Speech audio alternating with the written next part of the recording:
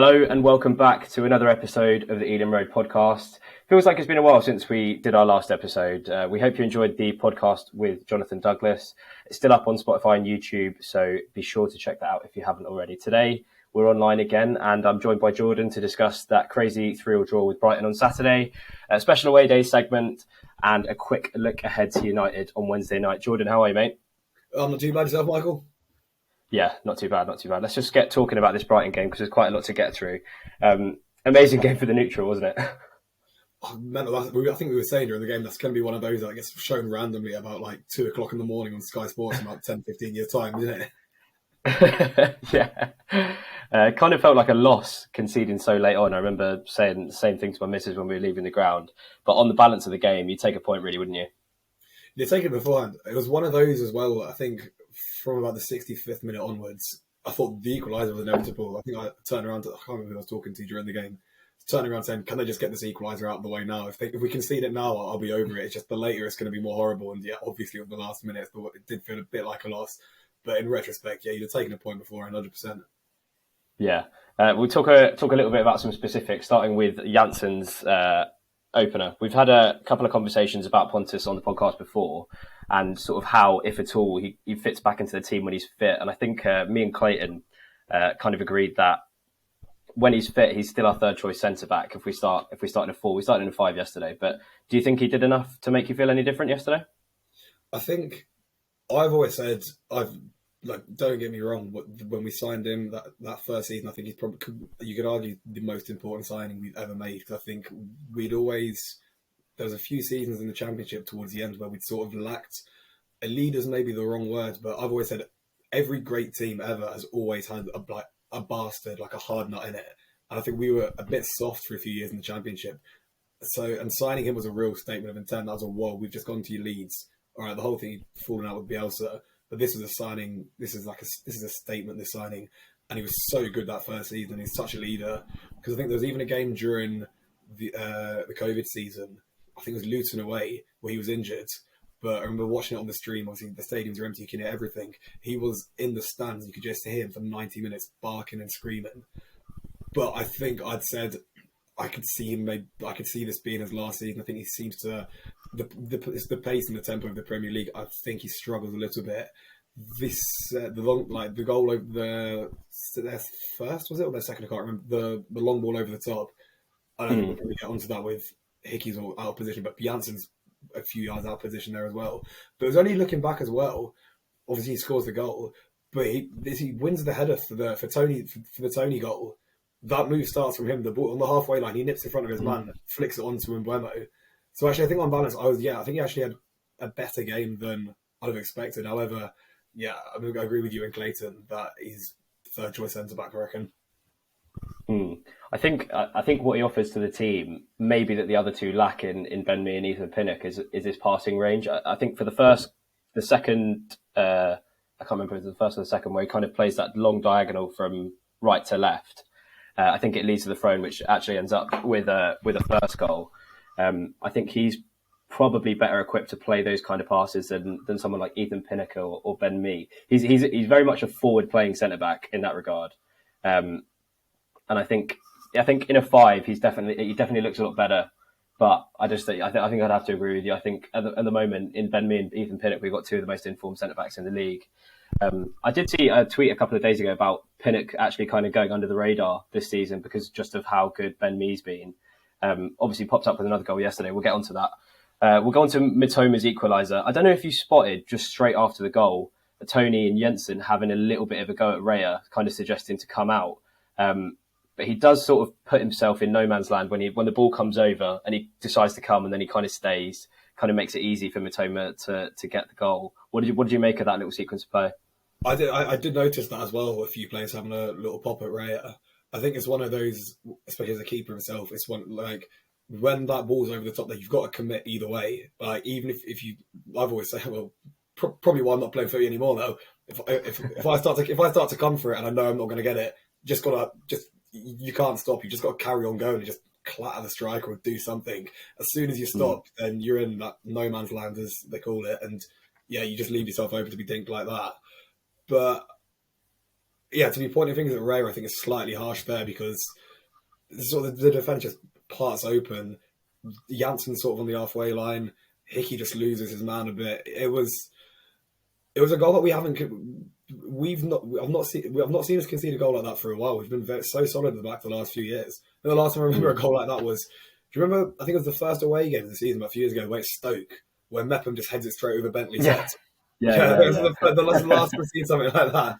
I think, and then before that, just got my brain going. No, remember Bradford beat us 4-0 the year we went up. I think Craig and Bonham have one of those as well. One that Butler was sent off, yeah. Like, and maybe not to the same extent. Like, it wasn't our own player doing it, but yeah, it was uncharacteristic. We'll go on to the next goal. Tony scores immediately. I think there was 90 seconds in between Mitoma's goal and Tony's equal goal to put us back ahead.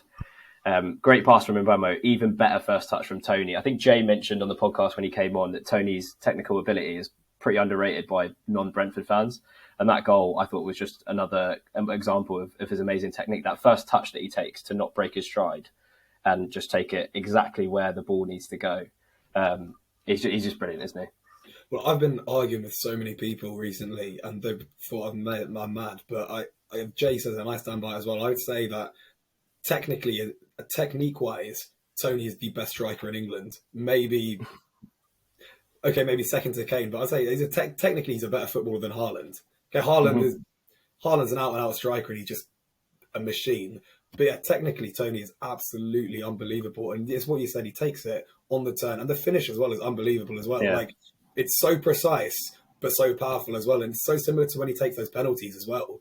It's that mix of power and precision, and it's always with the instep as well. He's unbelievable at that finish. Mm-hmm.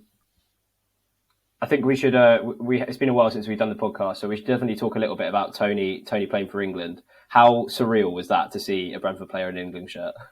It was just, it just didn't compute, did it? It's sort of. No. Do you remember even if it was only a few years ago, just seeing like one of our players come on for Northern Ireland, if you've seen like Will Grigg or Dallas making an appearance for Northern Ireland, or like. Donaldson getting like a Jamaica call up, I'm sure he did at one point as well. Something like that. You're like, whoa, we got an international player. And to be seeing someone do it for England as well. And it was actually nice to see him get a few minutes this time as well. Yeah. Still could have given him a bit longer though. Like, we were 2-0 to the good. Ukraine weren't even in the game. I just think could have given him 20 minutes or something like that. But yeah, like you say, it was just insane. I was watching it and I just couldn't believe what I was watching. Kevin Schade also assisting for Germany in a good little international stint for him. We'll talk about him because I think he could have a big role to play against United if Frank chooses to go with them. But we'll go back to the Brighton game quickly. Welbeck gets the equaliser, blows kisses at the away fans, which pissed me off a lot. What was that all about? It was proper, like, such a bee in his bonnet. Like, it's so weird. Very strange. We then go 3-2 up via Pinnock, and then essentially for the rest of the game, like you said a bit earlier, we saw none of the ball. I think with the amount of chances they had, I was kind of starting to think like it might not be their day, and we were going to somehow get away with all 3 points. Then there's the penalty. What's your take on the decision that goes against Hickey? I'm sort of, because everyone seemed to unanimously, like watching the highlights back. I think it's harsher than you think. I don't think it's just the most. I thought, if anything, the one he had about a few minutes later, where the cross, which they appealed for handball there, which didn't get checked, I thought that looked more clear cut than the one that was actually given for the penalty. But I think what happened just before then, I think De Silva could do better. He sort of just cushions it back into our 6-yard box instead of getting it the other way or clearing it. But as what you said, I think it was inevitable. It was coming, wasn't it? I think they had 15 shots, and I think the XG was something stupid, like 4.8 to them or something in it. So, I think all of their outfield players had at least 2 shots on goal in the game. I saw that stat. I saw that stat that was floating around online. So, like you say, it was coming. We'll talk a little bit about Hickey. I got a little bit of stick on Twitter because I went on the Twitter account and thought he had a brilliant game. Having watched those highlights back, I think I might have to concede that it wasn't his best game ever. But I do think Rika Henry was arguably worse than Hickey in that game. I thought they had a little bit more joy down Henry's side, and it was probably the one game this season where I don't think Henry's quite been at it. What did you make of his performance? I think it's the first time all season I've seen a team dominate us on the wings in that way. Matoma, and it's easy to just point fingers and say, "Oh, Hickey and Henry were poor," which they didn't have their best games. But like Matoma and Solly March was unbelievable, I think, as well. Like they were every time they got the ball on the wing, there you just thought they were going to beat the man and get inside and create something. Like Brighton, we can talk numbers and stats like with the XG and all that, but like if you're going to strip it back, they passed the eye test as well. I thought they were brilliant and on the wings, both the pair of them. But yeah, it's the first time I've seen Henry get given the run around by someone for a very long time. I think the only time I've ever seen him really have a poor game before was United away last season. He looked about. He didn't. He looked a step or two behind everyone else. But yeah, Hickey and Henry, they didn't have much joy at all, did they? No. When I was watching Match of the Day, I was thinking to myself, actually, these people on Twitter might have a point. But yeah, like you said, Brighton, a fantastic side. They got all the players coming into the right form at the right time. Matoma was amazing that game. Solly March, like you said, played a blinder. Caicedo midfield, obviously, everyone knows his quality. With Fulham losing yesterday, how are you feeling going into this final stretch of games off the back of the result against Brighton? Well, you don't realise how tight it was because after Everton and Leicester, I'm not like written off European football, but I thought, that's 1 point out of the 4 there. We probably should have picked up a few more. Not really expecting much. So I sort of saw Brighton as a bit of a free hit, and I think the same as Wednesday as well. But we are still very much in there, and 1 or 2 results, positive or negative either way, the whole picture around our little batch of the table will change. So I don't think we should be write ourselves off, but I still think it's going to be slightly beyond us. Yeah, I think if you look at the games that we've got left as well, it doesn't. I mean, we've got United on Wednesday. We've still got, isn't it, I think. Yeah, it's going to be difficult, but we got to keep positive. I think with the result yesterday, it would have been a big 3 points if we'd have managed to hang on, getting 3 points ourselves and taking 3 points off our rivals in those positions. But yeah, I think we'll talk a bit about United. We'll do the away day segment. Normally we'd just talk about a game from the past, but I thought with it being 8 years ago today of us beating Fulham 4-1 away from home, we could talk a little bit about that. Any funny stories from that day or any memory of it? Well, we were on got one of the bias boats down. So I think I was 8 years ago. It's actually mental how long ago that was. I think I've been 14. I was in year 9 at school, I think. But we got the one of the boats down from Brentford down into Putney, and I just remember getting off the boat and just because there was just Brentford everywhere, weren't there that day? We went to can't remember which pub we were in, but yeah, full of Brentford. You come out of that one, Putney High Street was just Brentford everywhere. Bishop's Park. In hindsight, it's such a funny decision from them to decide to give us the whole Putney end that day and just turn it into a home because that's what we did. I always those boat trips were always a lot of fun. Did you ever do the boat to Charlton? Yeah, I did the one on the bank holiday one the other year where it was about 30 degrees, like right at the start of the season. Yeah, and especially because obviously being so young, that Fulham one, but doing them more recently when you're actually a bit older and you can have a drink and really, really enjoy them. Yeah, that's how fun they are. Yeah, 4 goals that day. What's the pick of the bunch? I know you're a big Jota fan, so are you saying Jota's the best from that day? Well, I'm always going to say Jota, aren't I? I'm slightly biased on that front, but no, I've always said my favourite one was actually Dallas' second. I think was probably might be one of my favourite ever Brentford goals. That because if Gray gets in behind, and the whole time you're thinking, why is Gray go on Gray? Could get yourself in, miss the 1-on-1 like you normally do. Then, sort of he holds it up so well, and it just seems like he has about 4 players running towards him, all screaming. Like Douglas is in the picture there, I think Judge is there. About 3 of them just screaming, lay it off to me. Whichever one it goes to, they're just going to fucking put their foot through and launch it and see what it does. Thankfully, pretty similar to the one he scored in the first half, except he just gets a bit of elevation to this one.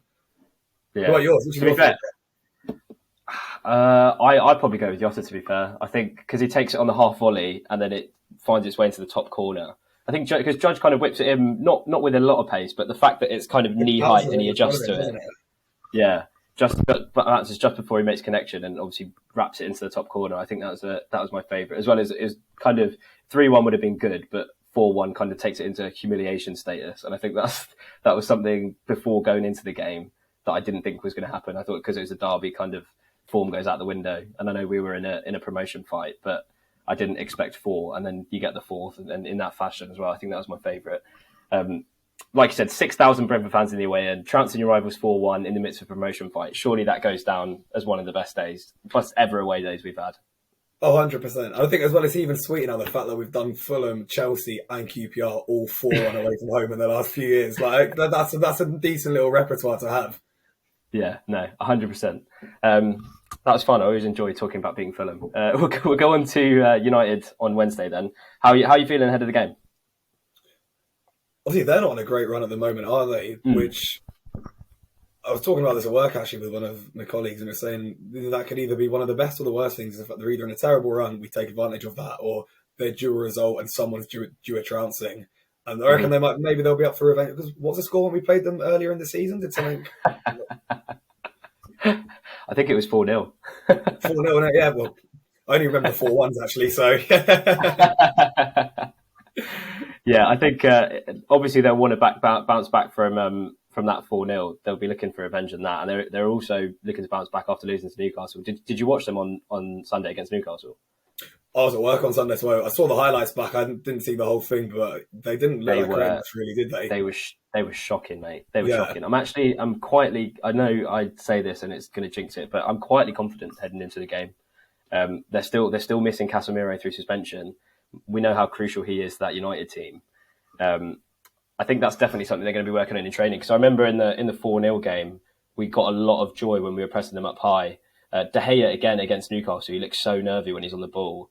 It was Jensen like dispossesses him in the 4-0 game and lays it off.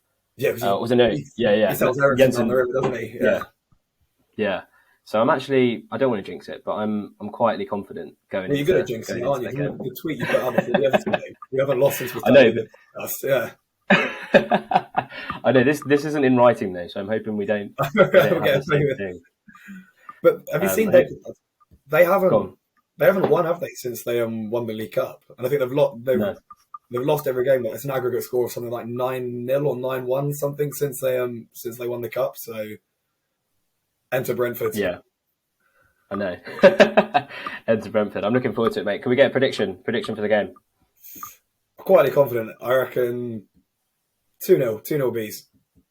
2-0. It's ballsy. I'm going to go 2-1. I just think with the form they're in and the performance against Brighton, it's going to be such a different game to when we played Brighton. But I feel like we might have enough to at least go there and get a point. Would you go if we beat again? I would. Yeah. I think I would. Just for a bit of surety at the back. I think Janssen as well. Like I know we said earlier he was third choice, but I think he does do well in a 5. So I would stick with a 5 definitely. And you forget as well, you've still got Aya to come back into this team as well. Yeah. It's going to be good. Do you think if we go there and we beat them, do you think that tops Man City away? Ooh. I think it would depend on the manner in which we do it, wouldn't it? Because I think City's going to be so hard to top, isn't it? Because that was saving it to the 99th minute, but we could have had about 4 or 5 before that as well. That's the thing. Yeah, I think City's just going to be hard to top ever. But like I said, quietly confident going into Wednesday night. The Eden Road podcast will be back next week after the following game. And we'll see you next week. Jordan, thanks for coming on, mate. Thanks for taking the time. Follow us on Twitter. Remember to buy the Farewell Griffin Park book, which is still in our bio. All you need to do is send over an email to the email address that's listed there. And we'll see you next week. Cheers, guys. Thank you.